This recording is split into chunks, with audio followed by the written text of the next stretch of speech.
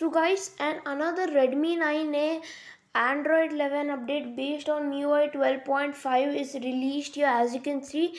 And I made a previous video about Redmi 9A as well. Redmi 9A China stable MIUI 12.5.1.0, and it was an Android 10 update, and another Android 11 update has appeared in this group. Xiaomi and MIUI news. Xiaomi MIUI.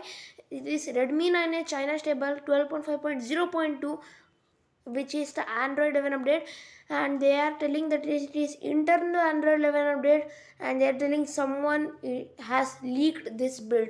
So you need to install it through a custom recovery like TWRP recovery.